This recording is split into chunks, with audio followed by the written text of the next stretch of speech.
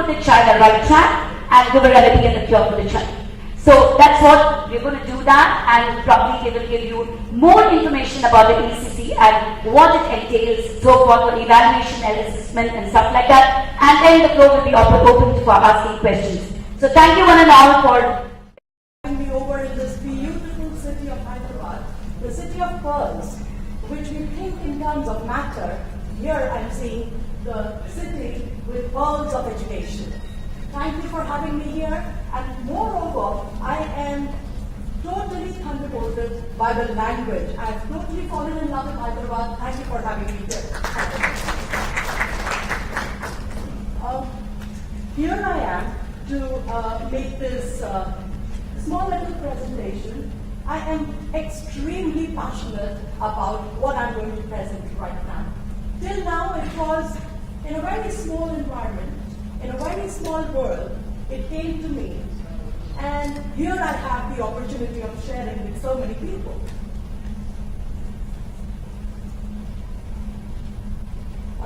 Dr. Ramaiah, who's left, is the man of mathematics, the man of numbers who lived in the world of numbers. I am so unhappy and feeling so deprived that he is not here for me to share something that I want to share because he's here. I never understood numbers when I was a little child. And numbers were like 2 plus 3, I did not know were 6 or 4. And I would just look at the teacher, because the teacher was not able to understand that when he introduces something, the child is being slate. And to Dr. Ramaiah, if he at all gets to hear, maybe on the mic so that I'm loud and clear. Nagarjuna, who left this earth at the tender age, if I'm not wrong, of 16 years, one of the greatest mathematicians of India and the world. When he discovered zero, this is especially to Dr. Ramaiah, who's not here at the moment, he said a shlok, Shunya iti navaktabhyam, ashunya iti bhavet. When he found zero and the magnificent power of zero, and he gave the number zero to the world of numbers, he said, Shunya ye hai nahi, ashunya ise nahi nahi sakta. This is not zero, and non-zero it is not. That is the power of children that I see when they come to this world. Now, when we talk of the building in terms of education, a man, so many people sitting here, all adults, we were not born adults. We came as children to this world. And when we came, why is it that the grandparents are so fond of the grandkids? Because they have taken this life cycle and they are towards the end and they know it's going. The clock's ticking, and they understand that all the time that they have wasted in gathering this and that was futile. And actually a child brings a new message each time he's born. And what we do out of stress and fear of competition, no, this is how we see the world and you need to see it like this. And the moment we do that, we deprive ourselves of brilliance, of excellence, of creativity, and mediocrity is what we invite. Because I want to start, I want to go to the previous page. How do I go, Usha? No, she is coming. Thank you. Now, PEXO, Pragyavatran Educational Society, is the society which was formed with my family because, let me tell you very honestly, I never wanted to be a teacher. I actually looked down upon it. And I went to the US. My father, who was the Secretary Higher Education of Uttar Pradesh, I got married. I got married very early, and he said, no, you need to go and settle down in the US. And we went to the Nevada University, and we were to settle down, and I was full-time pregnant. And towards the end, I said, this is not. And I was born thinking I'm born American, I talk American, I think American. But the moment I reached Las Vegas and joined the Nevada University, I was going to join them as assistant lecturer, started invigilating the classes of philosophy. And I said, no, this is not the place where I want to deliver my baby. And my father was astounded because I was just close to my delivery. But he is a born philosopher and he is my guru. And he said, if Guria says so, let her go. There is something to it. And I traveled, and you'd be surprised, within 23 days, I delivered my first son. And I'm indebted to that son of mine because when he was born and I was ready to hand him over to somebody and I was romping around the city for the right school, I couldn't get one. And that's when I started. And this little boy, who took me all the way across the world, brought me back. And with his first year's birthday celebration, that money I used to start a school. And he is the reason. And he's just finishing his first year. He's going through his second semester of law. And I am so indebted that he is not going to let this torch go by, because he decided when he saw that he is going to be a lawyer in human rights, and he is going to fight. I am talking all this. It was not prepared. I was not prepared. I was talking to her that I was not prepared to talk all about it, because I feel shy about sharing all these things. But because of you, Dr. Ravi, you said you need to show, unless you tell people I'm Aditi, how do you know I'm Aditi? So I said, maybe it motivates us further.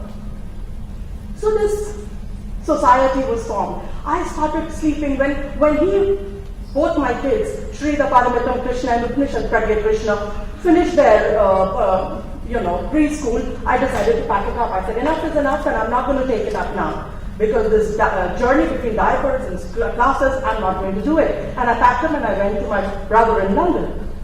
But I had these incessant dreams. It was a divine intervention, I must say, that brought me, and I couldn't stop dreaming of having a school. And that's where we formed this Pragyavitran Educational Society, which in the morning we are running. Gaia, which means Mother Earth, Mother Nature in totality. And afternoons, and I'm under compounded interest heavily, but I'm not giving up. I developed blood pressure and everything having this, but it was the most beautiful journey, and may I have these kind of journeys each time I'm born to this earth. And Pragyavitran, what it does is, and Pragyavitran means, Pragya, which we all know, is the divine knowledge that comes straight from him. And that is what these children teach us. So what we do is, morning 9 to 12, we run a preschool, and from 12 to 5 in the evening, we are dealing with orphans, migratory laborers, and destitute children. And plus, we are also giving a vocational training. Pragyavitran Pedso is doing that. Vocational training to the girl child. And so many of them are self-sufficient, and they're earning their livelihood from that, because we are next to the village. Now, because we have to compile it up and tell you what about early education. Now, when we talk of this child, when we talk of early education, this little child who comes to this earth comes with such beautiful curiosity. His eyes are larger than his face, and he wants to learn. But what we do is, you cannot do this, you cannot be asking so many questions. He goes to a lift, what's that, what's that? He's been seeing it. Just last night I saw a child of 12 years and touching everything, and he belongs to one of the most famous Nawab families of Hyderabad.